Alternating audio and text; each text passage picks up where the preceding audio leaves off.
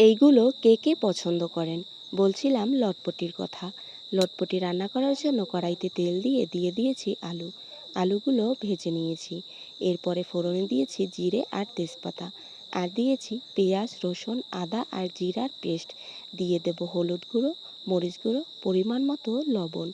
এবার মশলাগুলো খুব ভালোভাবে কষিয়ে নেব। মশলাগুলো কষানো প্রায় হয়ে গেছে। এবার দিয়ে দেব মুরগির পা মাথা, গিলা কলিজা। এবার আরও কিছুক্ষণ কষিয়ে নেব। আমার শ্বশুরবাড়িতে একটা অনুষ্ঠান ছিল, ওই অনুষ্ঠানেই মুরগি আনা হয়েছিল। সেই মুরগির পা মাথা, গিলা কলিজা কষানো হয়ে গেছে। দিয়ে দেব ভেজে রাখা আলু। বাড়িতে থাকার কারণে প্রতিদিন ভিডিও বানানো হয় না আর আপলোড করাও হয় না। যতটুকু পারি ততটুকুই আপলোড করি। মাংস কষানো হয়ে গেছে, ঝোলের জন্য জল দিয়ে দিয়েছি। এবার রান্না করে নেব।